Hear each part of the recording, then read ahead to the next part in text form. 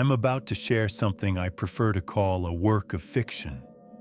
It sounds far more rational than the alternatives, and honestly, it makes things easier for me because this story disturbs me deeply.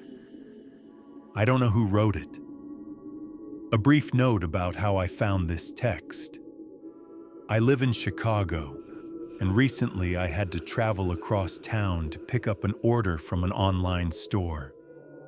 Since I had time to kill, on my way back to the subway, I put in my earbuds and started wandering aimlessly through an unfamiliar neighborhood.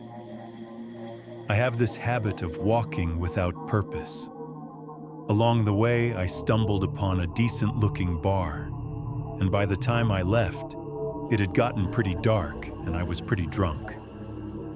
I wasn't exactly sure where I was, but after getting my bearings, I headed in what seemed like the direction of the station. I hadn't walked more than a mile when I realized I'd stupidly forgotten to use the bathroom at the bar. What do guys do in situations like this? Piss on everything, obviously. Looking around and seeing no one, I sidled up to the wall of a building. In the dirt of a neglected planter lay a black plastic thumb drive. I could easily have missed it entirely. I have no idea how long it had been there. Out of curiosity, I shoved it in my jacket pocket, then forgot about it for a couple weeks until I rediscovered it the day before yesterday while doing laundry. On the drive, despite its ordeal, it's readable, though some photos are corrupted. I found a text file called journal.txt and several photographs. Finding that exact building now is impossible for obvious reasons, but I'll try again next weekend. I'm sharing the contents of the text file with you almost unchanged. I've only fixed a couple of typos where they were particularly glaring. Journal. This isn't actually a journal. I never kept journals. That would have been reckless. This text is a report of events from recent months. It'll probably come out jumbled and fragmented. I'm writing this on my last nerve. You'll understand why soon. And I don't have much time. If you found this, read it and spread it. I'm not hoping for help, but people should at least know. I don't even really hope anyone will read this at all. My internet is shut off. I can't leave the apartment. So as soon as I finish, I'll save the text and photos to the 3 thumb drives I have and throw them out the window. Almost like messages in bottles, a last desperate gesture. Chapter 1. I got into the English department just as I'd hoped. College in the city gave me the most blessed opportunity to escape my father's house. University or the military were the only legitimate ways to leave at all. And if I'd failed to get in, I would have walked into the recruitment office myself. Would have asked them to send me as far away as possible. I had almost no strength left to endure the atmosphere at home. The military would have been brutal, but believe me, I was willing to risk it just to get out from under my father's influence. My father is a fucking psychopath and an abusive domestic tyrant, and I would never have written this truth, even in an anonymous message, if I still had any hope of returning to a normal life. So I did it. The exams were a joke, but I thought I'd have a heart attack right in front of the bulletin board with the names of accepted students. My name was on the list. My parents rented me a studio apartment somewhere on the edge of the universe.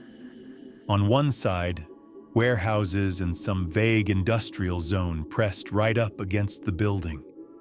On the other, a highway, a vacant lot, and a forest of identical apartment towers with scattered convenience stores and daycare centers. I didn't give a damn.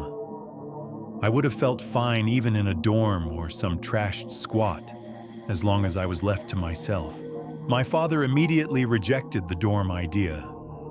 I was entitled to it as an out-of-state student. No partying or drinking for his son, only diligent study. He immediately established, paid, contacts with advisors and the dean's office. He'd know instantly about any screw-up of mine. I don't know the owner of this studio and have never seen him. My father found it himself, arranged everything, and pays for it via card transfer, just like he sends me my monthly allowance. He's former military. Right now, I'm in this apartment on the 8th floor of a 12-story building, long as a leviathan. Chapter 2. For the first time in my life, I was breathing such air. It was the exhaust-tinged scent of freedom. I was free to go where I wanted and do what I thought necessary, not just what was expected of me. Weeks passed, but the euphoria wouldn't fade. I'd spent 17 years in one cramped space or another with the company of a beaten-down shadow of an empty woman who'd been my mother and father. For the first time, hope of liberation flickered within me. All I needed was financial independence. I stood on the balcony one evening, contemplating my plans to find work as a translator or copywriter, smoking a cigarette. Extraordinarily delicious because I could smoke it openly. That's when I noticed something wrong. As I mentioned, this building is long, and one side turns in an L shape, forming a small courtyard, so I could see windows of my own building almost directly across. In every lit window, people stood motionless, staring into the courtyard. I understood absolutely nothing. Mechanically, I checked my watch, 12:25 a.m. There were definitely no loud sounds outside that could have drawn everyone to their windows. The neighborhood was surprisingly quiet in general.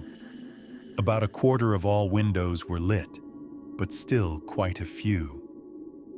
And in every window stood a person, and in some places, several. It looked somehow terrifying, and I couldn't make out what everyone was staring at. Literally, within a minute, they all almost simultaneously stepped back from the windows, disappearing into the depths of their apartments.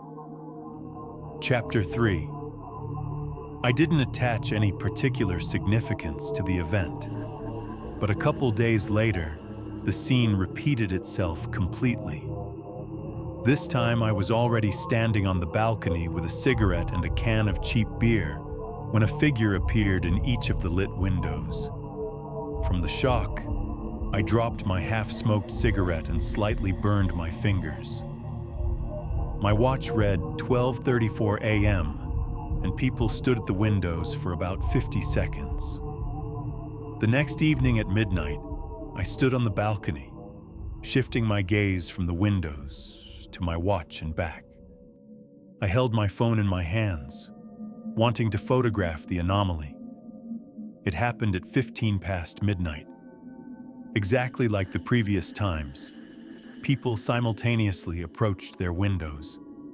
I managed to take several shots, but it turned out to be largely useless. I had a basic flip phone my father bought purely for practical purposes, and its camera shoots in darkness. Well, barely at all. Still, I had some documentary evidence of the weird shit happening in my building. What was wrong with my neighbors? What was this supposed to mean? Some insane ritual? Transferring the photos to my laptop, I remembered that the usual cardboard apartment wall cacophony coming from beyond the walls seemed to have almost quieted during those seconds when figures appeared in the windows, though it was hard to tell from the balcony. The next night I confirmed my theory. In apartment buildings, except for the dead of night, there's always noise beyond the walls. TV, an argument, footsteps from above. someone to the right banging out those damn monotonous scales on a piano, though it was getting pretty late for that. At some point after midnight, always at different times between 12:10 and 1 a.m., everything except the TV and muted pop music seemed to cut off. Figures appeared in windows. They stood. They disappeared. The background noise of life in a large building resumed as if nothing had happened. This meant that my neighbors on this floor, as well as my upstairs neighbors, participated every night in this schizoid pantomime, dropping everything, approaching the windows, and staring into the courtyard. I just couldn't see it from my balcony. When I realized this, I felt very uncomfortable in my new apartment. Chapter 4. Taking out the trash, I met my neighbor. She's a completely ordinary woman, lives through the wall with her daughter and husband. They moved here not long ago themselves. We laughed at some joke. I solemnly promised not to throw concerts or raise hell. Typical small talk about nothing. And what? She also jumps up every night to stare out the window, standing before it like a statue. I had a plan. I started going out into the building's inner courtyard at midnight. I wanted to understand what was attracting all these strange people's attention there. But there was absolutely nothing in the courtyard. During the day, children played on the playground. Elderly men chatted at a bench by a makeshift table. And in the hockey rink, older kids occasionally kicked a ball around. At night, though, the whole neighborhood around the building died out. And actually, that wasn't particularly strange. Everyone just stayed home. Windows lit up and went dark, many showing the colored flickers of TV screens. The first floor of the building was completely occupied by stores, pharmacies, and hair salons. And on the second floor, I couldn't manage to get a good look at whoever stood there during the moment. I went out into the courtyard several times, until one night, while patrolling and peering into windows, in a dark opening at the second floor level, devoid of any curtains, I finally clearly made out a middle-aged woman and a small girl whose head barely protruded above the window frame. They stood motionless, pressed right against the glass, staring unblinkingly directly at me, and their lips moved in perfect synchronization. They were saying words. Their sick stare at point-blank range completely robbed me of my composure, and I fled.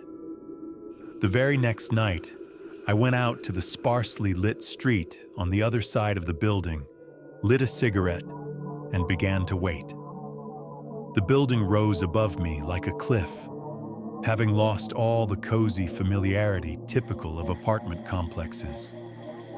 Something in the air of this place seemed to have changed. Yes, this time people approached windows on this outer side, which hadn't happened before. In every single window, in the dark ones too, not just where lights were on, now I understood. People stood, hundreds of people, and they weren't looking somewhere into the courtyard, as I'd somehow initially assumed.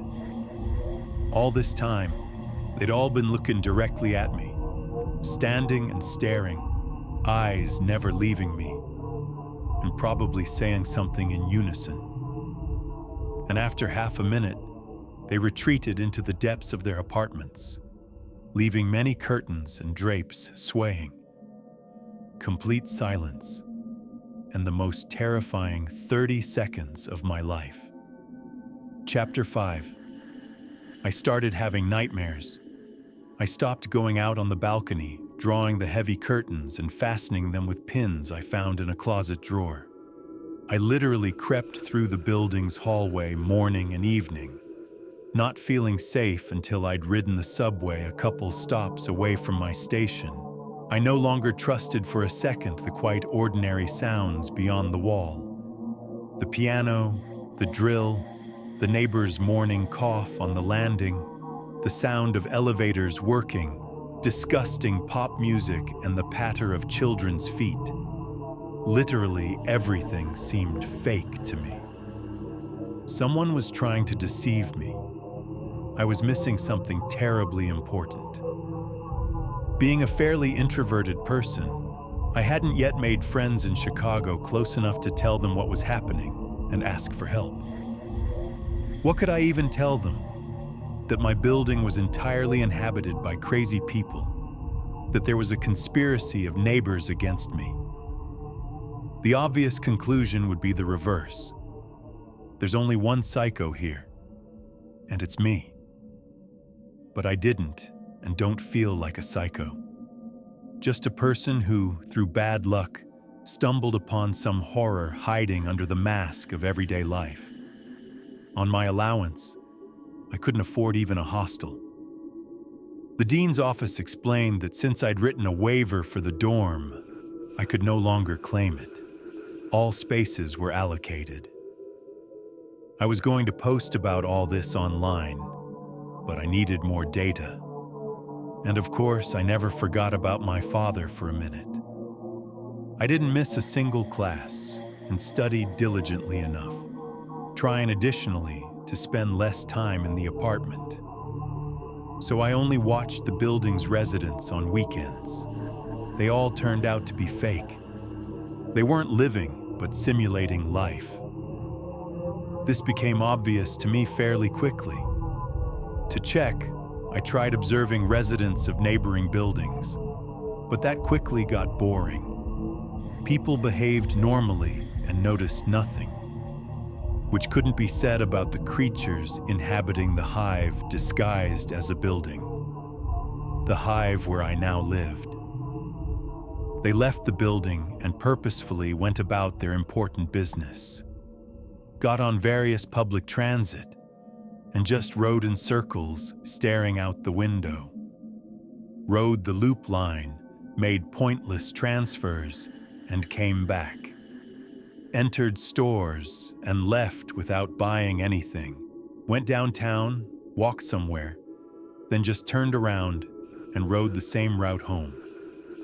Pretended to have animated phone conversations on turned-off cell phones. I saw this twice. As far as I could tell, none of them worked, and no outside guests came to visit them. Children ran after each other on the playground with cheerful shouts and built sandcastles in the sandbox. Built and destroyed the same sandcastle again and again, periodically running along the same trajectory. No one tagged anyone. Not a children's game, an imitation. The building as a closed system whose residents carried out a mass of activities, completely meaningless, but leaving the impression of ordinary life on an outside observer. Except I was no longer an outsider, and I was watching very carefully. I began to suspect my life depended on it, that I simply had to understand what the hell was going on here. In nature, there are small beetles called lomachusa. Getting into a healthy anthill, they lay their eggs there. The beetle secretes some euphoric substance. Falling under its influence, the ants lose their ability to act and think. They lose interest in the beetle and in everything in general, stop working and seeking food, wander in circles doing nothing. Lomachusa eggs are indistinguishable from ant eggs, and when larvae emerge from them, the drugged ants continue feeding them as their own. From the outside, an infected anthill looks completely normal, but you only need to look closely to see how wrong things have gone. Lomachusa. That's what I was thinking about, sitting on a bench before entering the building and closing the door behind me. Into a building where my laptop doesn't see a single Wi-Fi network except my own. Where, it turns out, Many apartments are for rent at an attractive price, slightly below market rate. Chapter 6.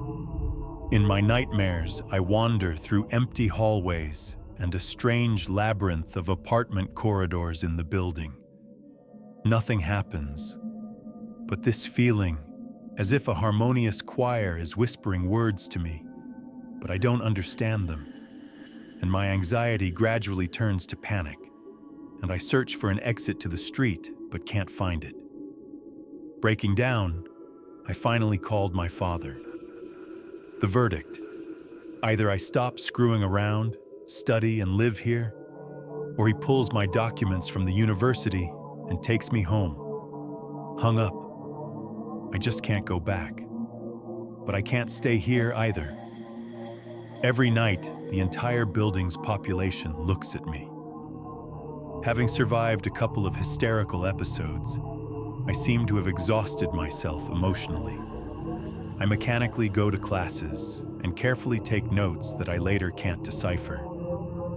Simple food has lost its taste, though what taste is there in frozen dinners? Plans to find work went to the back burner, leaden head in the mornings. In the evenings, I lie inactively on the bed and listen to sounds beyond the walls. Someone watching a movie, someone yelling at a child. All lies. Several more weeks passed like this. Today I came back late after midnight from the library, and walking past my neighbor's door, I just reached out and tried the handle. Hard to say why, my state of apathy is to blame. The door opened into an apartment with a layout similar to mine. Through the entryway, I saw a lit, almost unfurnished room, and in the center on the bare floor sat my neighbors back to back. The woman, her husband, and a girl younger than me whom I hadn't met yet. The daughter. No one reacted to my appearance. The husband, with an absolutely empty face, stared at the wall in front of him. Mother and daughter were having an animated argument about whether the daughter could go somewhere for a sleepover. Living such real voices. Turn away, and you could smile imagining a sweet domestic scene. Their faces, both the woman's and the daughter's, also expressed absolutely nothing. They weren't even looking at each other. They were looking straight ahead. The argument broke off mid-sentence, and then all three looked at me. Chapter 7. I'm finishing my report, and outside the window, dawn is breaking. I slammed the metal door shut, locked the deadbolt and chain, pressed my back against it. Catching my breath, I quietly slid open the peephole cover. Of course, all three stood motionless and silent right outside the door. I called my father again on my last few dollars and screamed something obscene.